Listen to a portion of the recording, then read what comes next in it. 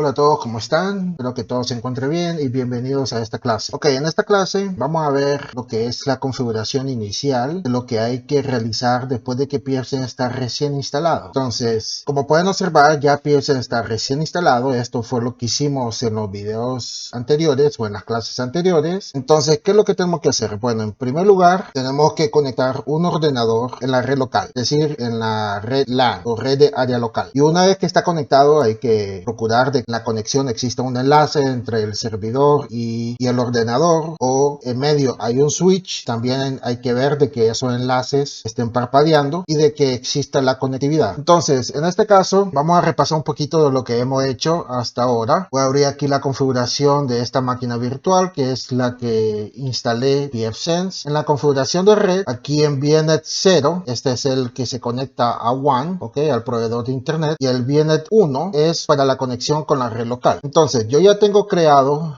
una máquina virtual, ya está encendida y ya está conectado, listo para iniciar con la configuración. El ordenador es un ordenador con la distribución Linux Mint, y este ordenador también ya está conectado en el switch Virrey utilizando VNet 1. Perfecto, por ahí vamos bien. Ahora, lo siguiente que hay que hacer es verificar la conectividad. Entonces, aquí lo que voy a hacer, a ver si esto lo puedo hacer más grande. Perfecto. Entonces, lo primero que hay que hacer, bueno, siempre suelo hacer primero es revisar su dirección IP. Si estuviera utilizando Windows, el comando sería ipconfig, abriendo lo que es el command prompt de Windows, pero en este caso estoy utilizando GNU Linux con Linux Mint. Entonces, esta es la dirección IP que me entregó. No, vamos a ver, esa no es la dirección IP. Vamos a ver acá. Ahí está. Esta es la dirección IP que me entregó. La dirección IP que vieron anteriormente fue otra dirección IP porque yo estaba haciendo pruebas. Entonces, la dirección IP que me entregó fue la 192.168.1.100. ¿Por qué? Porque esta dirección IP conforma dentro de la red 192.168.1.0 LK24. ¿Okay?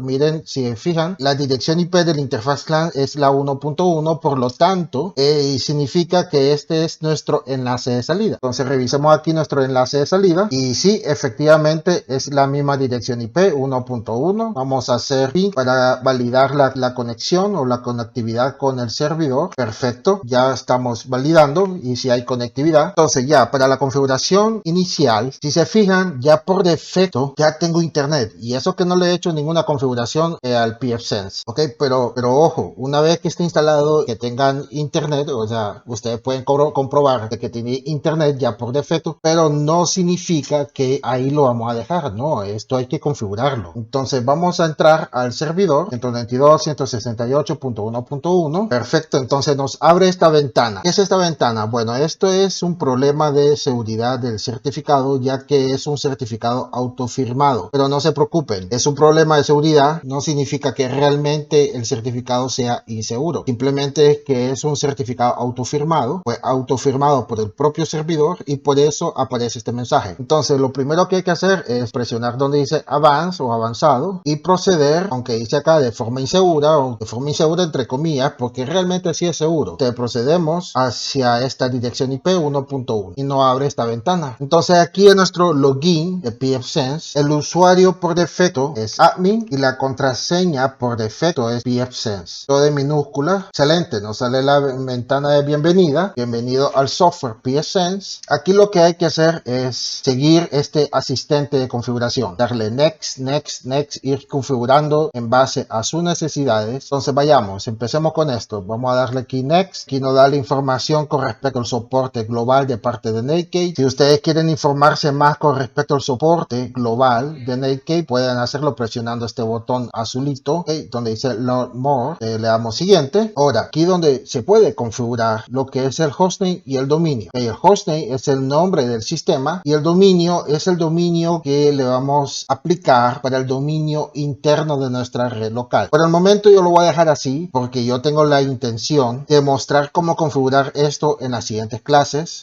Lo que sí voy a hacer acá es agregar los servidores de DNS. Entonces vamos a agregar el servidor DNS primario y el secundario. Entonces el primer servidor DNS lo voy a poner 8.8.8.8, que es el de Google, y el otro es 1.1.1.1, que es el de Cloudflare. Perfecto. Acá abajo usted observa esta opción donde dice Override DNS. Esto más que todo es la sobreescritura del DNS, pero esto solamente se mantiene activo o activado si la interfaz de la conexión WAN está en modo de HCP o en PPP. Y sí, en efecto, ahorita, si revisamos aquí la consola, la dirección IP que nos entregó nuestro proveedor de internet es mediante DHCP. Entonces, debido a eso, lo vamos a dejar tal como está, lo vamos a dejar marcado, vamos a dar siguiente. Aquí lo que vemos es la información del tiempo de zona. Entonces, en el tiempo de zona, ustedes verán de que ya nos entrega un servidor NTP con su FQDN, pero si ustedes gustan, ustedes los pueden cambiar por otros servidores NTP. Ustedes pueden agregar acá N cantidad de servidores NTP separados por un espacio. Yo lo voy a dejar tal como está. El tiempo de zona, esta parte es muy importante. Por ejemplo, yo estoy ubicado en Tegucigalpa, Honduras. Entonces, yo sé de que en Tegucigalpa, Honduras, el tiempo de zona es ETC GMT-6, o podría buscarlo buscando América Tegucigalpa. Esto se encuentra acá arriba. Entonces, en el lugar de ustedes van a tener que buscar el tiempo de zona de acuerdo a la ubicación donde usted está ubicado. Si usted está ubicado en México, bueno, entonces busca México. Si está ubicado en Colombia, bueno, entonces busca Colombia. Pero si usted está ubicado, por ejemplo, en Colombia, está ubicado en Bogotá, tiene que buscar Bogotá. Usted tiene que buscar la ubicación exacta donde usted está ubicado. Yo estoy ubicado en Tegucigalpa, que es la capital de Honduras, y lo selecciono, lo voy a dar siguiente. Ahora, esta parte de acá es la configuración inicial de la interfaz WAN. Entonces, aquí tenemos varios tipos. Está estático, DHCP, PPPoE y PPTP. Entonces, por el momento yo lo voy a dejar en DHCP. También acá abajo traiga las opciones para la configuración general para la MAC address, el MTU y el MSS. Ustedes pueden poner aquí la MAC address y dado caso el proveedor de internet le va a reservar una dirección IP a su servidor, una dirección IP pública. Ustedes pueden agregar ahí la MAC address. Si no, déjenlo en blanco. Aquí está la configuración del IP, pero esto solo si es estático. Y aquí el hostname, esto lo podemos agregar también si el proveedor requiere obtener información de nuestro servidor, más que todo para poder identificar este servidor como cliente de HCP. Entonces tenemos que agregar el hostname o el nombre de nuestro sistema. Entonces aquí el nombre yo podría ponerle pfSense, es un ejemplo. Y ahí todo esto, bueno, todos estos temas, esto posiblemente lo vamos a ver en las clases nivel intermedio y avanzado, posiblemente, tal vez. Entonces, acá abajo, esta parte de acá es muy importante. Ok, lo que son las redes RFC 1918 son las redes privadas, y lo que es redes Vagrant, estos son redes que no deberían de ser enrutables en internet, no deberían de existir. Entonces, esta parte es muy importante porque hay que mantener bloqueado estos tipos de redes, en especial si estamos utilizando direcciones IP públicas. Entonces, lo mantenemos esto bloqueado, le damos siguiente, y esta parte de acá es ya la configuración para el IP de la interfaz LAN, para nuestra red local. Si ustedes quieren cambiarlo en este momento por otra, lo pueden hacer, pero yo sugiero de que lo hagan después de pasar del asistente de configuración. Aquí está nuestra dirección IP, nuestro enlace de salida 11, ok, 192.168.11, y está utilizando una máscara de red de 24 bits. Perfecto, así lo voy a dejar. Siguiente. Esta parte de aquí es muy importante también. Como la contraseña por defecto es pfSense, no vamos a utilizar esa contraseña. Hay que poner una contraseña fuerte que tenga más de 7 caracteres o más de 8 caracteres. Si tiene más caracteres, mucho mejor. Combinando letras, mayúsculas, minúsculas, números, símbolos especiales, etcétera. Lo importante es que la contraseña sea segura, lo más seguro posible. Entonces aquí le voy a poner una contraseña que siempre utilizo yo para las pruebas o para mis videos tutoriales, que es admin@1234. Es una contraseña muy simple, muy débil, pero ojo, yo no recomiendo de que utilicen esta contraseña en caso que vayan a instalar, empezar a producir pfSense en una empresa o un negocio. Esta contraseña que yo utilizo solo es para laboratorios y clases y cursos. Perfecto, entonces lo voy a dar siguiente, y acá ya no dice de que podemos recargar toda la configuración. Entonces, aquí ya comienza a recargar todo el proceso de la configuración, y una vez que llegamos acá, aquí nos indica de que ya el asistente ya fue completado y nos felicita. Felicidades, dice acá, y pfSense ya está configurado. Bueno, entonces hasta acá termino con esta clase. Espero de que les haya gustado, así que nos vemos en la siguiente clase. Hasta pronto.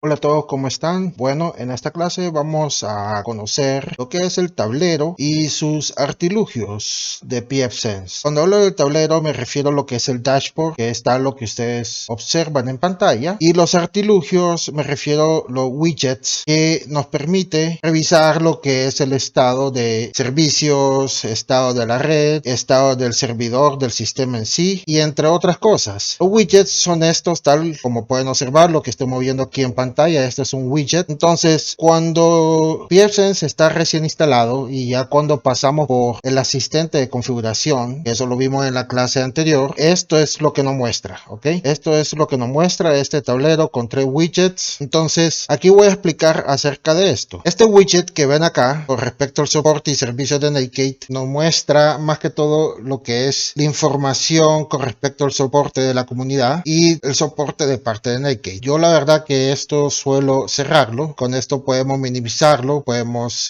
maximizarlo y podemos cerrarlo y podemos agregar otro widget. Ok, entonces voy a empezar con explicar este widget, algunas características de este widget, que es el información del sistema. Entonces, de arriba para abajo vamos a empezar con el nombre. El nombre es el FQDN del sistema del servidor. El FQDN en este caso es pfsense.home.arc. Claro, esto más adelante lo vamos a cambiar en las siguientes clases. Luego está la información del usuario. Entonces, el usuario que estoy utilizando es admin, separado por una arroba para indicarnos cuál es la dirección IP del cliente por donde estoy conectado. En este caso es 192.168.1.100. Esta es la dirección IP del ordenador que estoy utilizando para administrar pfSense. Y también me dice de que el usuario admin es un usuario almacenado en la base de datos local, porque así como puede ser un usuario almacenado en la base de datos local, también puede ser usuario almacenado en una base de datos remoto. Luego nos dice acerca del sistema. El sistema nos dice de que es pfSense, obviamente, valga la redundancia, y acá abajo nos muestra lo que es el ID del dispositivo. Este ID de dispositivo es muy útil cuando queremos mandar información de nuestro sistema al proveedor Netgate, si dado caso vamos a pagar un soporte con ellos. Más abajo acá nos da la información, lo que es el BIOS, la información del BIOS. Aquí me dice que el vendedor, que es nuestro vendedor o la plataforma que estoy utilizando, es VMware. Luego me dice, aquí me da la información del BIOS, lo que es la versión del BIOS, y también lo que es fecha de liberación de la última actualización del BIOS. Que aquí me dice de que la última fecha de actualización fue el día lunes, el 10 de agosto del año 2020. Luego acá abajo nos da la información acerca de la versión. Okay, la versión dice de que es 2.5.2 release para arquitectura de 64 bits, y después nos dice lo que es la información de cuándo se liberó esta versión, que aquí da la fecha, el día, el mes, la hora y el año. También nos dice de que es una versión derivada de FreeBSD. El FreeBSD versión 12.2 estable. Luego más acá abajo nos muestra información con respecto a la actualización del sistema, que aquí no puede dar la información si dado caso el sistema requiere de alguna actualización. Entonces, si dado caso requiere de alguna actualización, simplemente ya no muestra aquí la información a qué versión para la actualización se requiere para pfSense. Luego acá abajo, aquí hay ciertas características que no voy a poder explicar en este curso porque este es un curso básico, pero acá abajo lo que nos muestra es la información del tipo de CPU. Que aquí lo que sí puedo explicar es que el CPU es un Intel Core i7 de la cuarta generación y que tiene una velocidad de reloj de 3.40 GHz. Luego nos dice acá abajo de que tiene dos CPUs o dos núcleos de procesamiento, es decir, one package significa un socket y dos núcleos. Las características que no voy a poder explicar en esta clase porque es pfSense a nivel básico, pero que sí voy a hacer mi esfuerzo y todo lo posible para explicarlo en los cursos intermedio y avanzado, es con respecto a la criptología del CPU, su algoritmo, la criptología. Por lo que observar acá es que este CPU es compatible con este algoritmo para la criptología del procesador, pero aquí nos dice de que está inactivo. Esto se puede cambiar con cierta configuración. Lo que no se puede cambiar es el HAT-Crypto, tecnología de asistencia rápida, pero bueno, esto ya es tema algo más complejo y más avanzado para explicarlo en esta clase. Y aquí podemos ver lo que es la criptología del hardware. Aquí nos muestra ciertos algoritmos, pero en este caso está en blanco porque no tenemos activo lo que es AES-NI CPU Crypto. Entonces por eso que aparece en blanco acá. También otro tema de que lo voy a dejar para los cursos intermedio y avanzados es acerca del kernel PTI, que es lo que es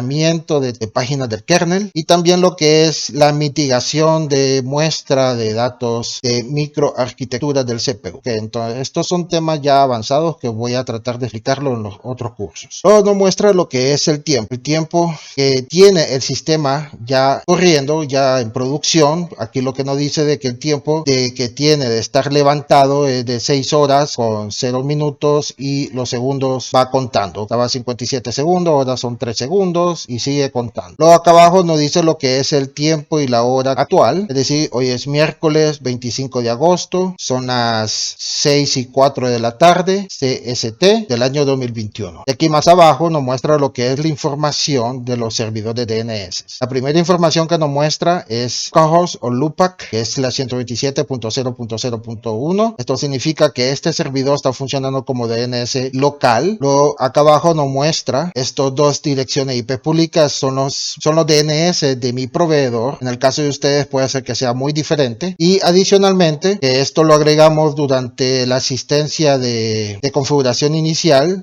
son los DNS de Google y de Cloudflare. Y aquí abajo nos muestra la fecha del último cambio de configuración. Y aquí abajo nos muestra lo que es el consumo del tamaño de la tabla de estado. Por el momento nos dice de que el consumo está en 0%, 4 de 198.000 estados de conexión. También aquí hay un enlace que podemos ver ya los estados de conexión más a detalle, pero eso lo vamos a ver en las siguientes clases. También nos muestra lo que es el uso de la memoria de buffer, que está al 0%, y también nos muestra lo que es promedio de carga del CPU. Nos muestra también lo que es el uso del CPU al 2%, el uso de la memoria RAM 12% de 2 GB, el uso del swap 0% de 1 GB y el uso de los discos. En los discos hay dos particiones, la partición raíz que se está consumiendo un 7% de 18 GB y su sistema de archivo es UFS, y la otra partición es una partición que está en la memoria, en la memoria RAM. Bueno, entonces esta es la información importante, esta es la información más importante con respecto al servidor. Ya lo demás, widgets, ya nos muestra la información de, por ejemplo, lo que es la información de las interfaces. Aquí podemos ver si la interfaz está levantado o caído. En este caso, ambas interfaces están levantadas porque tenemos una flecha de color verde apuntando hacia arriba. Está WAN y LAN y nos dice la velocidad. Es una velocidad de 1000, es decir, 1000 gigabits por segundo, full duplex, y su dirección IP.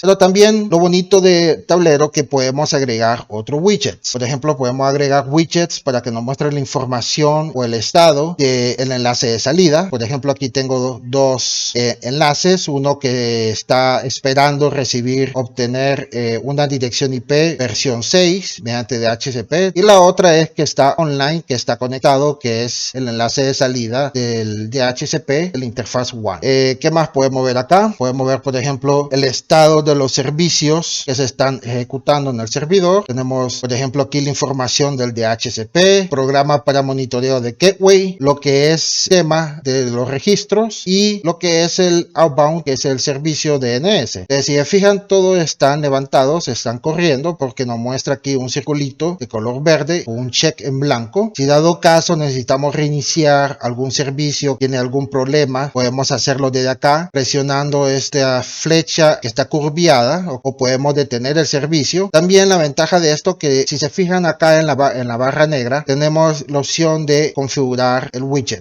Podemos, por ejemplo, acá cambiarle el nombre, podemos poner en español si ustedes lo desean, y marcar o desmarcar qué servicio queremos que se muestre. Entonces vayamos a ver qué otros widgets. Como acabo de agregar estos widgets, me aparece acá este icono de disco floppy que indica que es para salvar.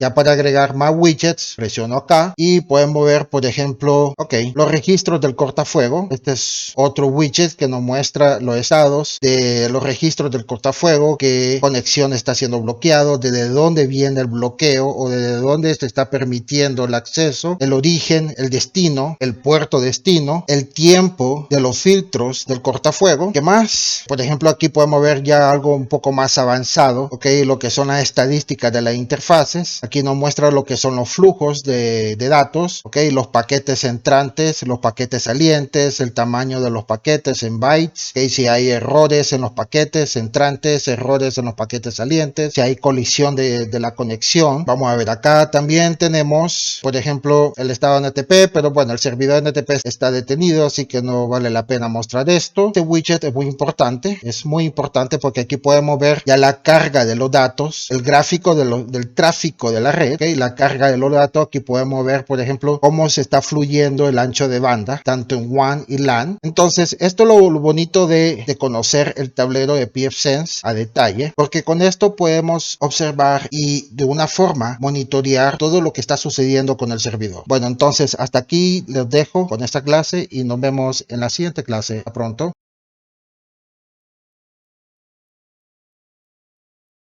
Hola a todos, bienvenidos a esta clase. Bueno, en esta clase vamos a tratar de comprender ciertos puntos muy importantes y relevantes con respecto a las actualizaciones de pfSense. Debe tomar en cuenta que hay que tener mucho cuidado a la hora de tomar la decisión de actualizar pfSense. Es por eso que este tema de las actualizaciones con pfSense es un tema crítico y por lo tanto me tomé el tiempo para apuntar o anotar ciertas recomendaciones y aquí lo vamos a ver. Entonces, punto número 1 o recomendación número 1. Cuando pfSense está recién instalado y antes de aplicar cualquier configuración, siempre busquen y revisen si el sistema requiere actualizaciones. Punto número 2 o recomendación número 2. Si su equipo o servidor con pfSense ya se encuentra bastante tiempo en producción y el sistema requiere actualización, antes de tomar la decisión de actualizar, siempre respalde todo antes de aplicar dicha acción. ¿Por qué me recomiendo esto? Porque he visto casos, personas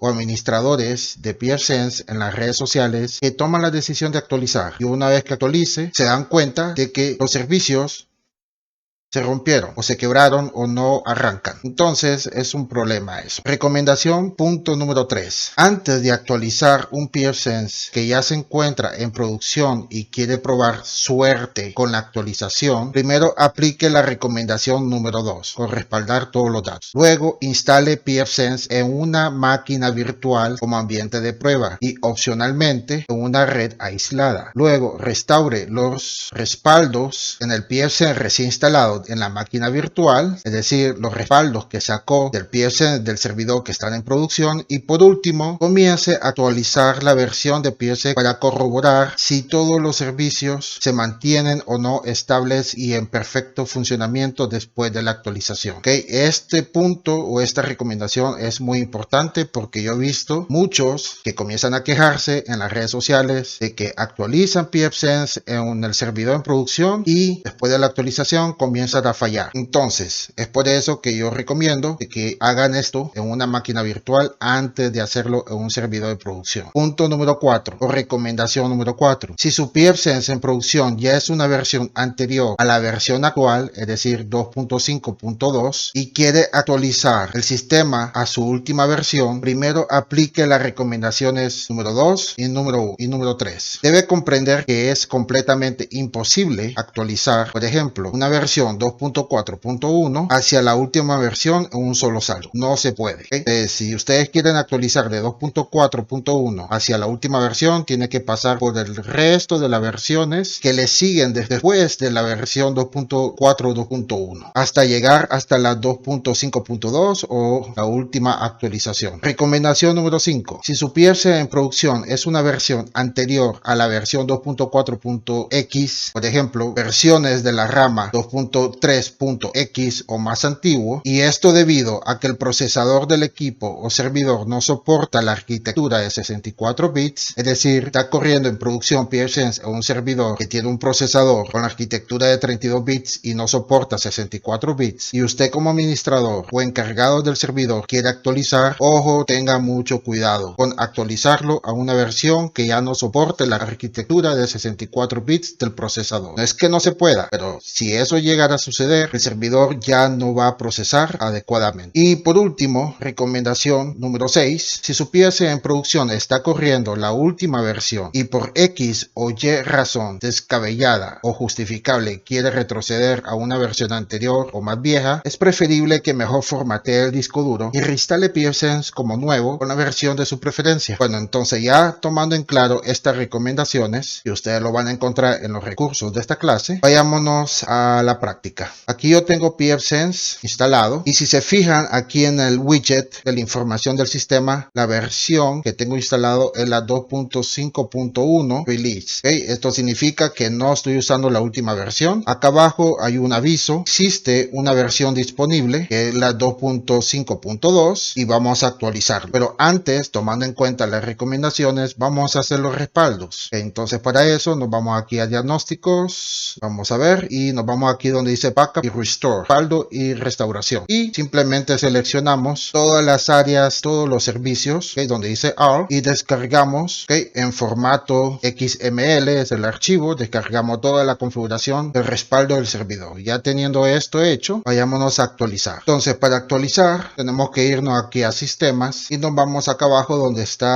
dice update. Perfecto, entonces aquí tenemos dos pestañas, lo que es actualización del sistema y configuración de la actualización. Entonces aquí ustedes lo que pueden observar son los siguientes campos o parámetros. Está el branch, que es la rama de la versión sistema. Entonces aquí en la rama podemos ver de que hay tres opciones. La rama de la versión más estable, que es la 2.5.x. También está la versión estable 2.4.5, que es una versión anterior, pero aquí dice deprecated, que significa que es obsoleto, pero Netgate menciona que es obsoleto porque Netgate ya no le da soporte a esa versión. Pero eso no significa que la comunidad de pfSense no le dé soporte a esa versión. Obviamente, si usted comienza a reportar un problema con la comunidad de pfSense, ellos le van a recomendar que utilicen la última versión. Bueno, y también tenemos la última opción, que es para actualizarlo a la rama 2.6.x, pero esta rama de la versión es experimental y si lo van a hacer para probarlo, hágalo en una máquina virtual. Entonces acá abajo nos dice de que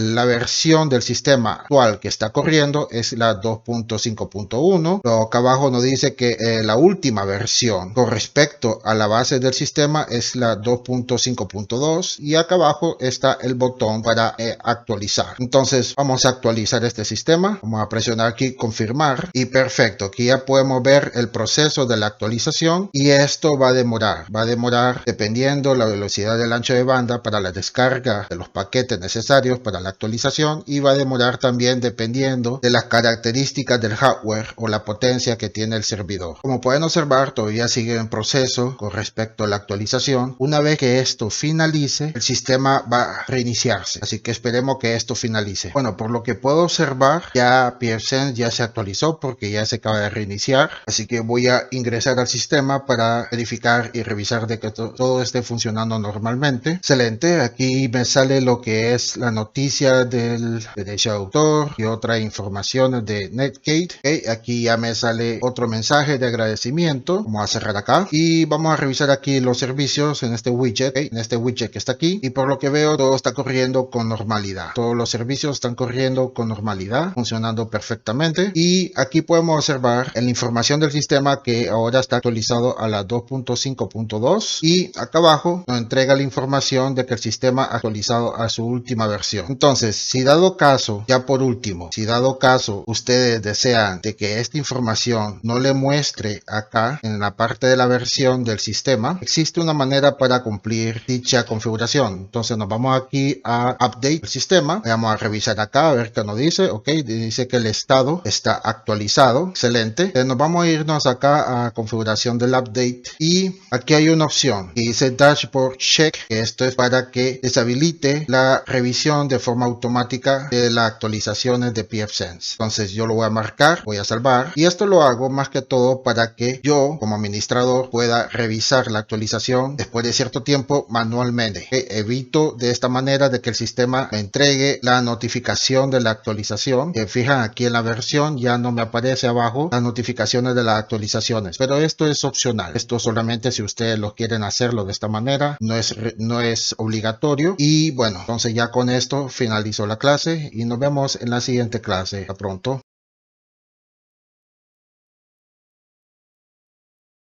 Hola, hola, ¿cómo están? Bueno, muy bien, en esta clase vamos a ver la configuración y personalización general del sistema. Entonces, para empezar con esta clase, vamos a irnos aquí a Sistemas, Configuración General, ¿ok? Yo sé que aquí muchos de los parámetros de configuración lo vimos durante el asistente de configuración inicial, ¿ok? En esa clase. Y por algún motivo, por alguna razón, es por eso que durante la configuración inicial muchos de estos parámetros no lo modifiqué, no los toqué, porque dije yo, bueno, es mejor llegar a esta parte de la clase para que ustedes vean cómo se puede configurar todo esto después de la configuración inicial. O sea, tenemos la opción de hacer estos cambios durante el asistente de configuración o después. Y yo tomé la decisión de mostrar cómo se hace esto después. Bueno, entonces, aquí tenemos el hostname. El hostname es el nombre del servidor, ¿ok? Entonces, por defecto es pfSense. Yo aquí lo voy a cambiar por un hostname más pequeño, con un nombre más corto, pero creo que también es descriptivo. Lo voy a poner FWS, que a mi punto de vista puede significar Firewall Server o servidor de cortafuego. Y con respecto al dominio, bueno, el dominio por defecto es home.ar. Hay que tomar en cuenta todo lo que dice acá, ¿ok? Toda la descripción que dice acá es una sugerencia, ¿ok?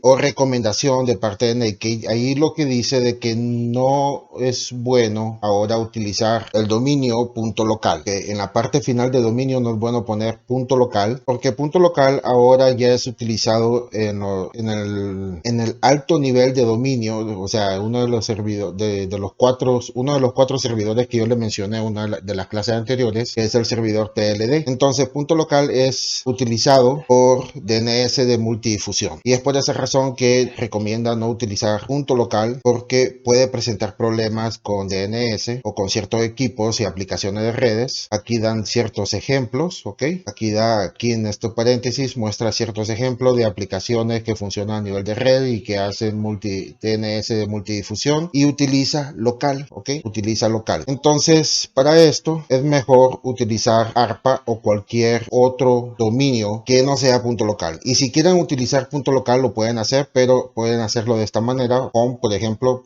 .local, .arpa es un ejemplo, o .lan al final, ¿ok? En mi caso yo voy a poner rm.arpa, ¿ok? Ese es el dominio que yo voy a tomar la decisión a utilizar, y esto significa que este dominio va a ser el dominio de la red interna. Ahora, si usted tiene un dominio propio que usted lo compró y es público, y ese dominio está apuntando a la dirección IP pública de la interfaz LAN de su pfSense, también lo pueden utilizar y lo pueden poner ahí. Ahora, acá abajo está lo que son la configuración de los servidores de DNS, que valga la redundancia, tal como dije al inicio, en la configuración del asistente, durante la configuración inicial, o sea, con el asistente, yo tomé la decisión de poner 8.8.8.8 como servidor DNS primario y 1.1.1.1 como servidor DNS secundario, ¿ok? Entonces aquí podemos poner nuestros servidores DNS, ya sea públicos o direcciones IP de servidores DNS de nuestro proveedor de internet o de cualquier otro proveedor DNS. Para poder adicionar más servidores DNS, presionamos sobre este botón y acá abajo podría poner, por ejemplo, 8.8.4.4. Es un ejemplo. Ahora, en la columna de acá a la derecha, aquí es donde ponemos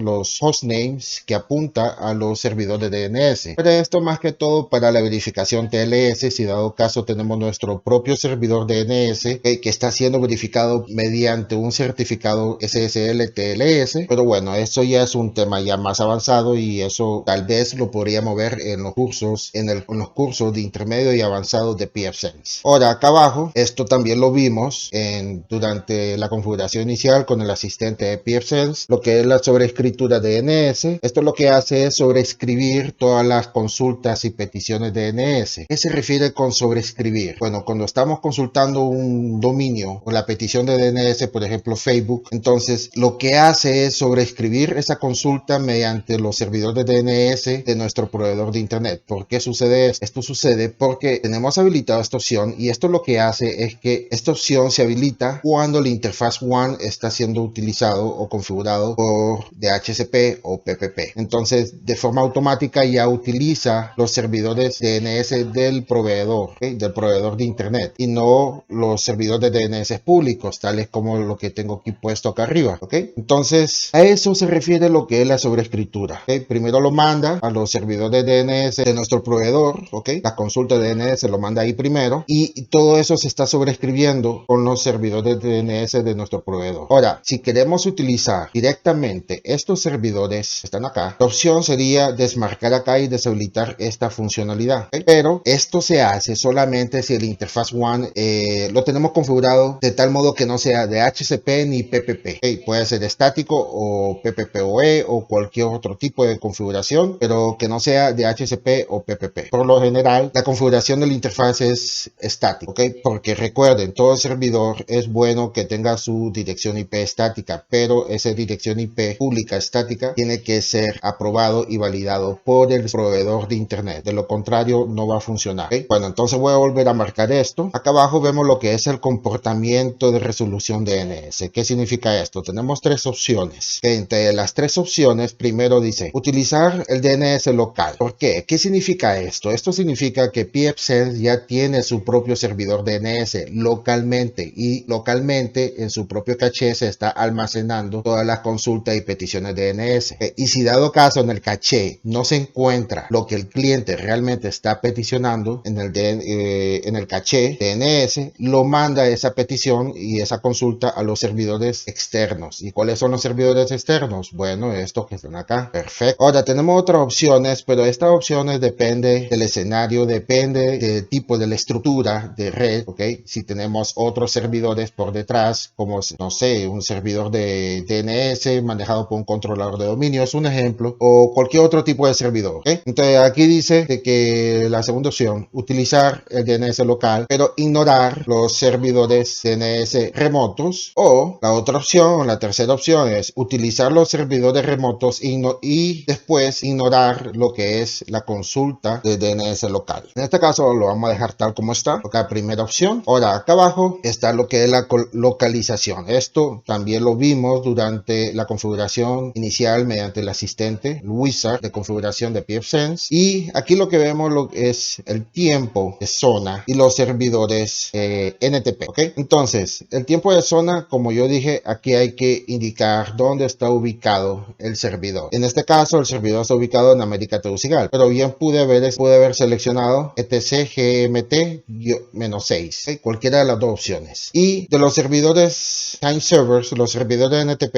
esto es más que todo porque es muy importante que el reloj del sistema esté sincronizado para su correcto funcionamiento del sistema, ¿okay? De lo contrario puede haber muchos problemas. Entonces aquí hay un servidor NTP ya preasignado, que es un dominio, un FQDN con pfSense, ¿okay? Pero ustedes pueden adicionar otros servidores. Por ejemplo, yo aquí tengo estos servidores NTP, lo voy a adicionar, voy a copiar, y en vez de utilizar este, voy a adicionarlo acá. Perfecto. Y acá en esta parte de aquí del lenguaje, bueno, yo estoy acostumbrado a utilizar lo que es inglés, ¿ok? Inglés técnico en el sistema, aunque podemos seleccionar Spanish, que es español, o español Argentina, cualquiera de las dos opciones, ¿ok? Al menos que usted sepa hablar chino o otro lenguaje que no sea inglés y español, bueno, ya eso ya muy rollo suyo. Pero el problema del Spanish es que desarrolladores de pfSense, de la comunidad, no han logrado traducir correctamente y completamente todos los parámetros en español. Hay ciertos parámetros que no están traducidos correctamente, hay otros que ni siquiera están traducidos. Entonces es por eso que yo prefiero tenerlo en inglés, ¿ok? Bueno, entonces aquí le vamos a dar salvar, para salvar más que todo la configuración general. Ya vamos a ver con respecto a la personalización. Entonces ya para la personalización ya se refiere lo que es el Web Configurator, ¿okay? Aquí es para personalizar el Web GUI, ¿okay? El interfaz gráfico de usuario mediante la web, que es exactamente lo que estamos utilizando y viendo acá. Entonces lo primero es el theme, ¿ok? El tema. Este es el theme por defecto. A mí me encanta seleccionar pfSense Dark, ¿okay? Ya van a ver por qué. Y ahí tenemos lo que es Top Navigation. Esto, si seleccionamos Scroll with Page, esto lo que hace es que cuando bajamos con el mouse, ¿okay? Cuando le hacemos scroll con el mouse hacia abajo, la barra de menú no se mantiene arriba, ¿okay? No queda fijo. A mí me encanta encanta, pero esto es opcional, ustedes lo pueden dejar tal como ustedes quieran. A mí me encanta dejarlo fijo, ¿okay? Para que si yo bajo, esta barra que está acá, la barra de menú, se mantenga fija y no se mueva.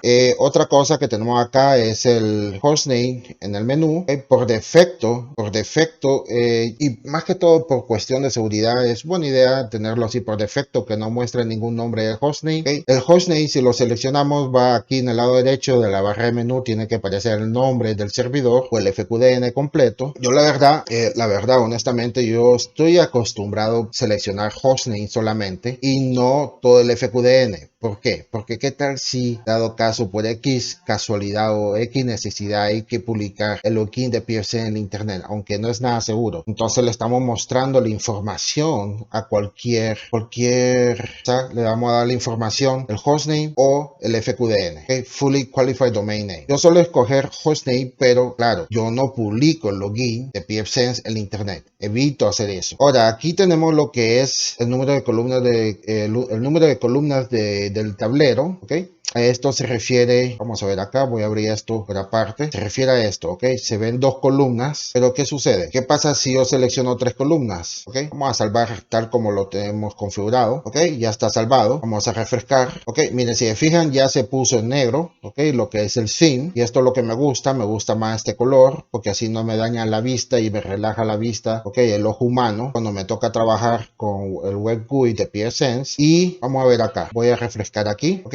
Entonces, si se fijan, aquí está el hostname, ¿okay? Aquí está el hostname. Yo decía que aparecía por acá, pero no. Es en este menú, el host. Y si se fijan, ya me aparece una tercera columna en donde yo podría poner este widget, por ejemplo, acá. Y así yo podría ordenar todo esto a mi gusto. Perfecto. Ya tenemos tres columnas. Esto es lo que es personalización del sistema, o sea, es tunearlo. Y ahí tenemos lo que es ordenar alfabéticamente la lista de los interfaces y del menú y más que todo lo del menú. Yo por lo general no suelo seleccionar esto. Ahora, lo que sí suelo marcar es lo que es la asociación de los paneles. ¿Qué es esto?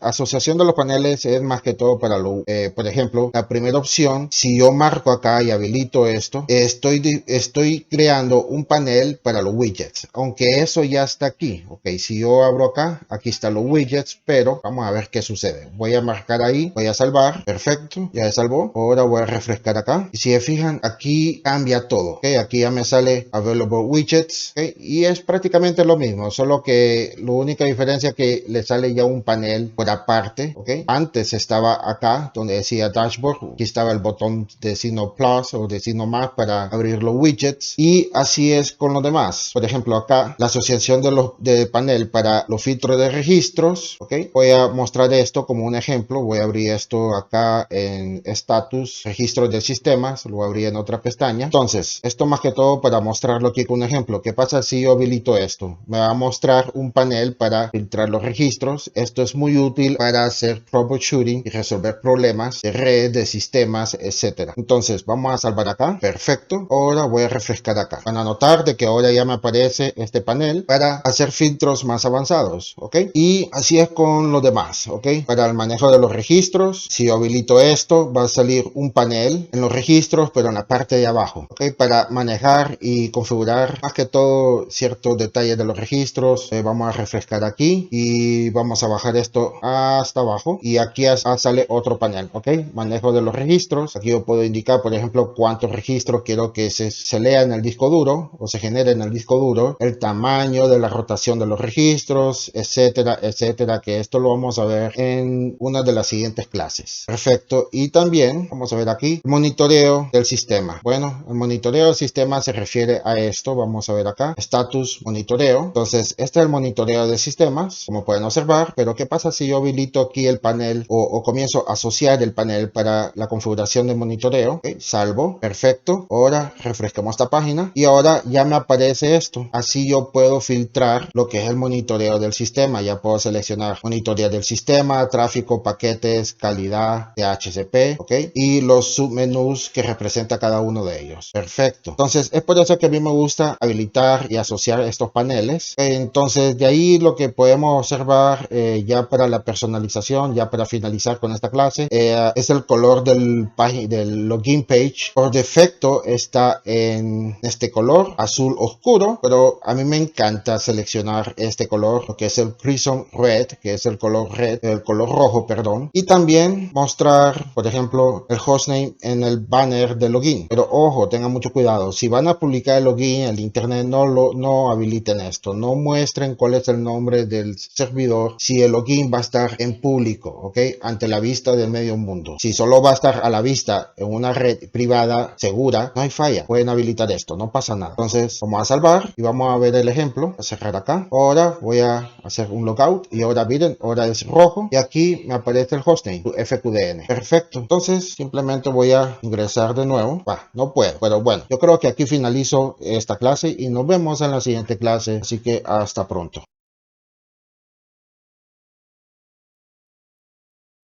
Hola a todos, ¿cómo están? Bueno, en esta clase vamos a ver acerca de la instalación o desinstalación de módulos con el gestor de paquetes. ¿A qué me refiero con módulos? Módulos son paquetes, es decir, programas que se pueden instalar en el sistema, y el gestor de paquetes es el manejador que nos permite la instalación o desinstalación de dichos módulos. Entonces vamos a ver esos módulos. Nos vamos a ir acá a sistemas y nos vamos aquí a Package Manager, manejador de paquetes, ¿okay? O lo pueden llamar gestor de paquetes como ustedes quieran. Y aquí tenemos dos pestañas. La primera pestaña son los paquetes instalados, pero como este sistema está recién instalado y solo le hemos configurado ciertas cosas, como la configuración general, que eso lo vimos en la clase anterior, no tenemos ningún paquete instalado. Para encontrar los paquetes o los módulos disponibles, nos vamos acá a esta pestaña donde dice Available Packages, ¿okay? Paquetes disponibles, y aquí podemos encontrar todos estos módulos, ¿okay? Todos estos paquetes. La mayoría de ellos son herramientas que nos permite gestionar control de monitoreo de red o control para el UPS, por ejemplo, o podemos instalar herramientas para gestionar respaldo de archivos y directorios, herramientas para trazar el uso de la red TCP/IP, o sea, es decir, podemos utilizar, por ejemplo, este paquete para gestionar y ver y analizar lo que es el ancho de banda. Es un ejemplo. También tenemos, por ejemplo, el Bind DNS, que es un servidor DNS. Entonces, aquí tenemos una infinidad de módulos que podemos instalar para ampliar la funcionalidad de este sistema. Entonces, ¿cómo podemos instalar los módulos? Bueno, es muy sencillo. En el lado derecho, acá en el lado derecho tenemos estos botones que se llama Install y con eso lo instalamos. Entonces, aquí lo que vemos acá es el nombre de los módulos, nos muestra las versiones de cada uno de ellos, las descripciones, aquí en medio nos da las descripciones de cada uno de estos módulos o paquetes que podemos instalar. Entonces, por ejemplo, yo estoy utilizando PeerSense con VMware Workstation, ¿okay? Y ustedes sabrán de que VMware Workstation tiene una función o una opción, lo que se llama VMware Tools, que es para instalar drivers para la máquina virtual. Y aquí está PeerSense, y si se fijan, aquí me da la opción para instalar VMware Tools. Y esto también lo trae PeerSense. Si dado caso, PeerSense está instalado con un hypervisor de tipo 1 como VMware SXI, es un ejemplo. Entonces vamos a instalar ese para que ustedes lo puedan observar. Entonces miren, yo lo estoy buscando y no lo encuentro, pero ¿cómo podemos encontrarlo de una manera muy sencilla? Bueno, de una manera más rápida podemos utilizar esta barra de búsqueda, ¿ok? Entonces voy a poner acá VM, voy a presionar buscar y aquí ya no aparece OpenVM Tools, ¿okay? Vamos a instalarlo, vamos a confirmar la instalación y excelente, ya está instalado, ¿okay? Ahora podemos regresarnos aquí a paquetes instalados y aquí ya nos muestra la información de los paquetes o módulos que ya está instalado. Y si nos regresamos aquí a nuestra consola del servidor, le doy clic derecho, aquí ya me dice reinstalar VMware Tools, significa que los drivers ya está instalado. Entonces así es como podemos gestionar lo que es la instalación o desinstalación de módulos con el gestor de paquetes. Por ejemplo, vayamos a instalar Nmap, vamos a ver acá Nmap. Entonces Nmap, por ejemplo, es una herramienta que nos sirve para explorar la red y buscar o encontrar vulnerabilidad con respecto a la seguridad del sistema. ¿Okay? Podemos encontrar puertos abiertos que tal vez no deberían estar abiertos pero lo están, o tal vez veces podemos encontrar un puerto que no está abierto y que sí debería estar abierto y no lo está. Y bueno, aparte de puertos, también Nmap nos muestra muchas otras informaciones, ¿ok? Como información del sistema operativo, determina qué aplicación o servicio se está corriendo en el puerto, bueno, infinidad de información. Entonces, para instalar esto, vamos a darle acá, instalar, excelente, ya está instalado. Y para encontrar esta herramienta, bueno, sencillamente nos vamos aquí a diagnósticos y nos vamos acá a Nmap y aquí está Nmap ya instalado, ¿ok? Entonces, ¿qué más podemos instalar con el gestor de paquetes? Vamos a ver acá, podemos instalar, por ejemplo, NTOP-NG, vamos a instalarlo. NTOP-NG es una herramienta que nos sirve para monitorear los flujos de datos de la red, tanto interna como externa. Ya el NTOP ya está instalado. Otra cosa que es muy importante es observar toda la información que nos muestra acá en esta pantalla, que nos da la información y el proceso de instalación. Por ejemplo, si subimos acá arriba, aquí podemos observar de que se instaló 28 paquetes necesarios para la instalación de solo de este paquete. ¿Qué son estos 28 paquetes? Son dependencias. Son dependencias que son necesarios para la correcta funcionalidad de esta herramienta. ¿Qué más podemos observar? Miren, son 28 dependencias. También podemos observar de que se agregó y se creó un grupo y un usuario llamado Cyrus. Y aquí nos da una infinidad de información de todas las dependencias que son necesarias para la instalación de un solo paquete o módulo. Ahora, ¿qué pasa si queremos desinstalar este módulo? Entonces, para la desinstalación, nos vamos acá donde dice paquetes instalados y, por ejemplo, yo quisiera desinstalar NTOP porque tal vez ya no lo necesito. Entonces, nos vamos acá de esta columna donde dice Actions o acciones y aquí tenemos varias opciones. Tenemos la basura de reciclaje y también tenemos para reinstalar el paquete si dado caso el servicio comienza a dar fallos. Entonces, para desinstalarlo, presionamos acá, confirmamos, ya comienza a procesar la desinstalación de dicho paquete y ya terminó, ya se removió todos los paquetes y dependencias. Nos vemos acá a paquetes instalados y ya no está NTOP instalado. También esta información podemos verlo ya por último aquí en el tablero, que eso lo vimos en una de las clases anteriores. En el tablero podemos agregar un widget, un artilugio que nos dé la información de los paquetes instalados. Aquí está, presionamos ahí y nos aparece aquí el widget que nos da la información de todos los paquetes o módulos que están instalados. Por el momento tenemos dos, Nmap y lo que es OpenVM Tools, que son las herramientas y drivers para la máquina virtual donde está instalado Pearson. Excelente. Bueno, entonces si no tienen dudas, yo creo que hasta aquí finalizo y nos vemos en la siguiente clase. Bye.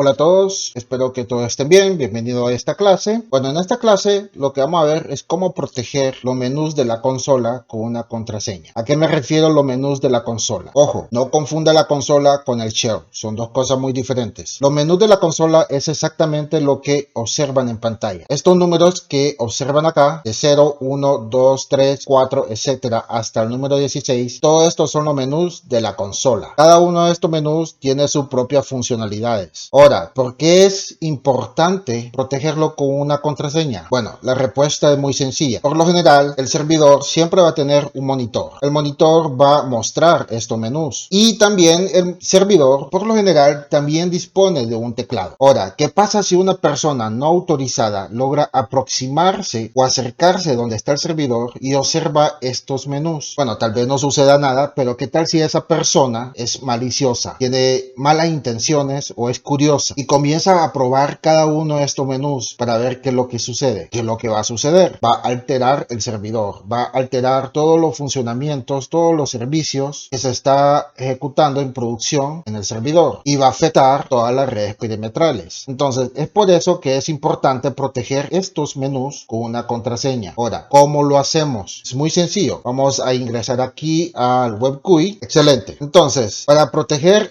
estos menús de la consola, nos vamos aquí a sistemas y avanzado. Perfecto. Nos vamos hasta abajo y acá abajo encontramos esta parte de acá donde dice opciones de consola. No sé por qué lo hice en plural si solo hay una opción, pero esta es la opción, menú de consola. Proteger el menú de consola o los menús de la consola con una contraseña. Entonces tenemos que marcar esta opción. Una vez marcado, salvamos y ya está. Ahora, para que el usuario o la persona que se aproxima al monitor, ahora esta persona tiene que conocer el usuario y la contraseña para poder acceder a los menús de la consola. Y si no lo conoce, mejor. Ya los menús está protegido con una contraseña. Ahora, por defecto, que eso es lo que vamos a ver en la siguiente clase, para poder acceder al menú de la consola, por lo general es admin. Pero también podría ser otro usuario que tenga privilegios de administración. Entonces, ahorita solo tengo admin con su contraseña, así que voy a acceder con ese usuario, admin más su contraseña, y ya está. Ya puedo utilizar los menús para hacer diagnósticos o configuraciones o cualquier tarea que se requiera hacer con el servidor utilizando estos menús. Y para salirnos, simplemente seleccionamos donde está el número 0, logout, o podría ser también mediante SSH. Eso lo vamos a ver en una de las clases más adelante. Presionamos 0 y ya nos salimos y nos vuelve a aparecer el login. Entonces, esto es todo lo que quería mostrar con esta clase. Así que recuerden, siempre protejan los menús de la consola con una contraseña. Así que nos vemos en la siguiente clase. Hasta pronto.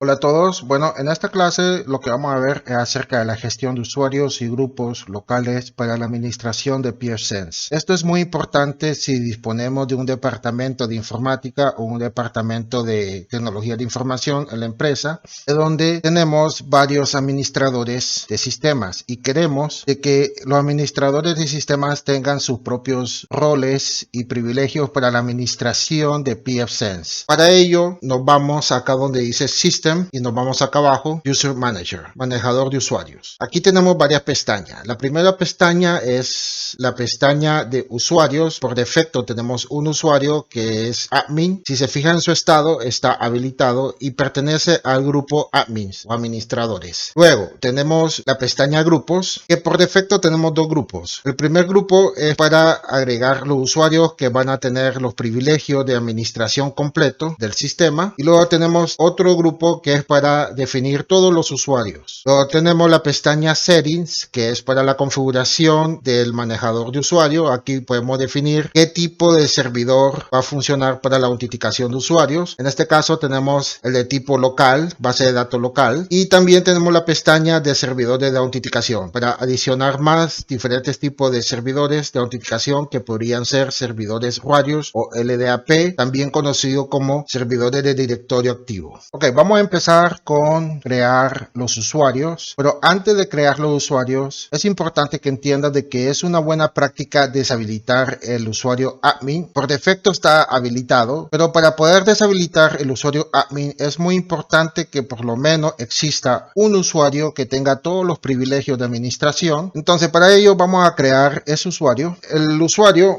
va a ser Roberto M. Le ponemos aquí la contraseña. Tenemos que poner la contraseña al lado izquierdo y confirmarlo en el lado derecho. Luego tenemos el campo para ponerle el nombre completo. En este caso va a ser Roberto Murillo. Y acá abajo tenemos lo que es los grupos. En este caso solo tenemos un grupo y este grupo tenemos que moverlo al lado derecho para definir de que este usuario va a pertenecer a este grupo. Entonces ya con esto ya tenemos definido de que Roberto Murillo es miembro de admins para que tenga todos los privilegios de administración. Salvamos. Perfecto. Ahora podemos revisar en los grupos. Nos vamos aquí a grupos y nos vamos aquí a ver admin. Si se fijan en la columna donde dice member count o número de miembros, tenemos dos. Entonces vamos a revisar esto y si se fijan en este grupo ya está admin y Roberto M. Algo que es muy importante es definir o asignar los privilegios. Podemos asignar los privilegios directamente desde los grupos o en cada uno de los usuarios. Entonces en este caso yo voy a agregar un privilegio. Ya existe un privilegio que se llama Web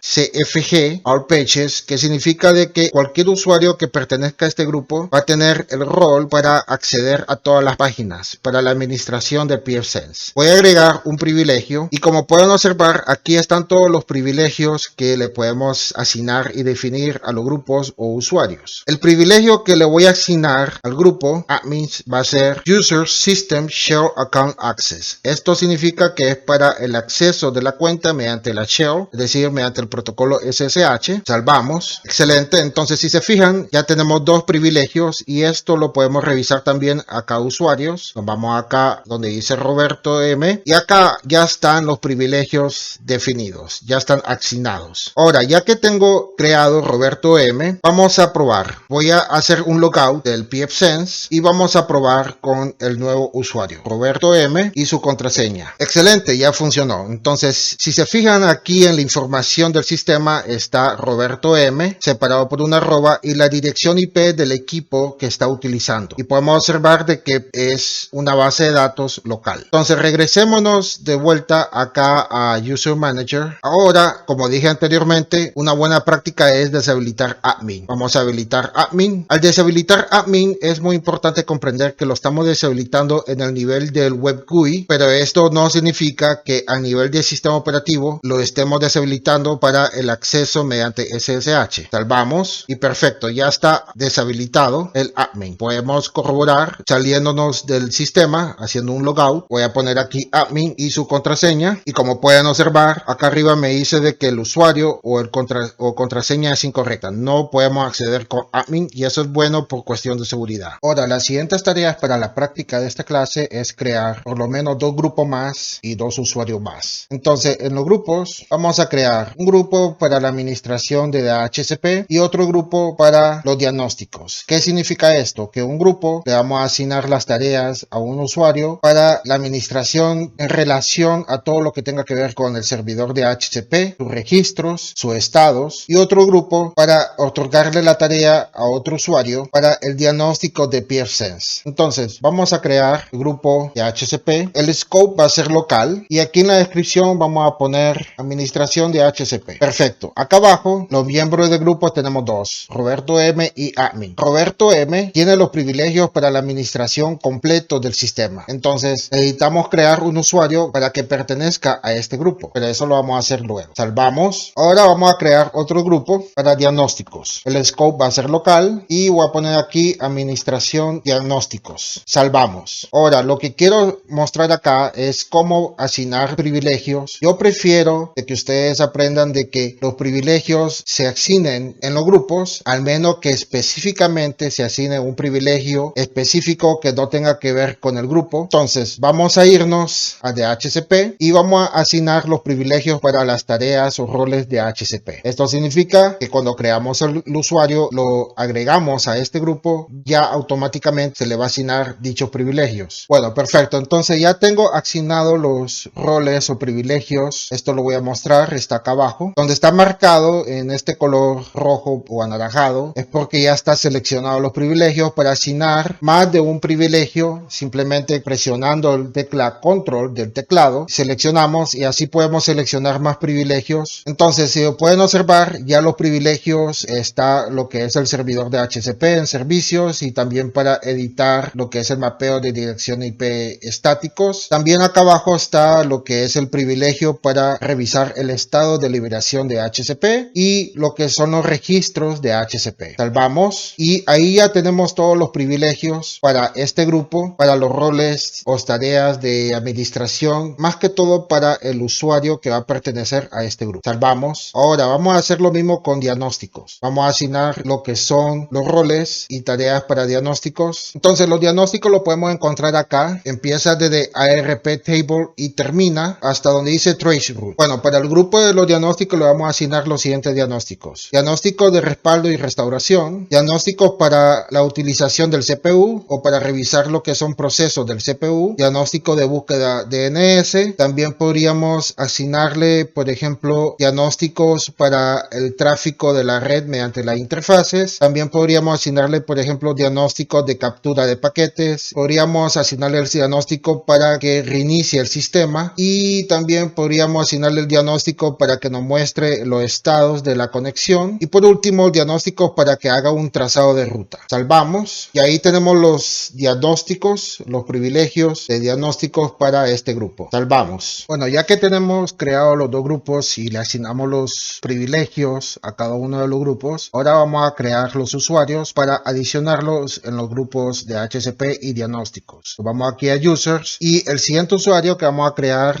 podemos llamarle, por ejemplo, Emilio M M, le ponemos la contraseña al lado izquierdo y lo confirmamos en el lado derecho. Luego acá abajo en el campo le ponemos su nombre completo, Emilio Murillo, y por ejemplo podemos definirle una fecha de expiración, ya que este empleado va a trabajar solamente por 30 días en la empresa. Entonces aquí está la fecha 6 de lunes, día lunes, mes de septiembre del año 2021, y a partir de esta fecha tenemos que contar 30 días, nos vamos hasta el 5 de octubre del año 2021. Ahí ya le estamos definiendo una fecha de expiración y le vamos a seleccionar el grupo. El grupo para este usuario va a ser diagnósticos. Esto significa que este usuario va a permanecer a este grupo para los diagnósticos de pfSense. Lo mandamos acá a la derecha. Bueno, entonces ya tenemos definido el grupo diagnósticos en el lado derecho y nos vamos acá abajo y salvamos. Ahora podemos revisar, vamos a revisar aquí el usuario Emilio M y podemos verificar de que ya están los privilegios asignados. ¿Por qué? Porque estos privilegios ya fueron asignados en el grupo. Ahora vamos a crear otro usuario, que este usuario podría ser por ejemplo Daniel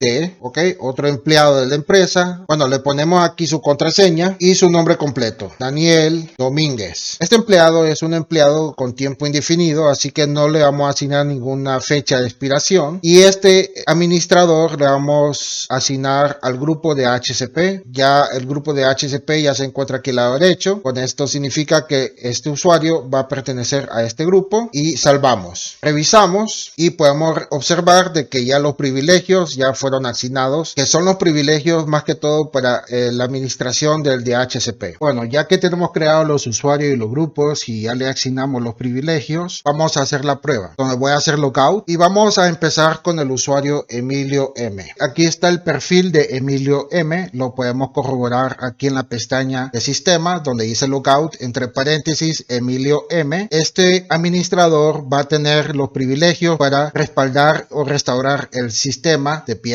También está la pestaña diagnósticos, puede hacer diagnósticos DNS, también va a poder hacer diagnósticos capturando paquetes para la interfaz LAN o WAN o localhost, cualquiera de los tres. También va a tener el privilegio de reiniciar el sistema si dado caso el sistema presenta problemas. También va a tener los privilegios de revisar los estados de conexión y también va a tener los privilegios para hacer trazado de ruta. Ahora vayamos a revisar el perfil del Daniel Domínguez. Voy a poner aquí Daniel D y su contraseña. Excelente, bueno, aquí ya estamos viendo el perfil de Daniel D. Lo podemos corroborar aquí en System, donde dice Logout, entre paréntesis Daniel D. Y aquí ya este administrador va a poder administrar todo lo que tenga que ver con el servidor de HCP, con todos sus parámetros. También va a poder tener el privilegio de asignar direcciones IP estáticos o mapear direcciones IP estáticos para la interfaz LAN. También tiene el privilegio para revisar las liberaciones de HCP y para revisar los registros, porque también le asignamos ese privilegio para revisar los registros, es presionando este botoncito del lado derecho y aquí ya puede revisar todos los registros y hacer filtrados avanzados con respecto a los registros de HCP. Excelente. Bueno, entonces ahora voy a hacer logout y hasta aquí finalizo con esta clase. Nos vemos con la siguiente clase. Hasta pronto.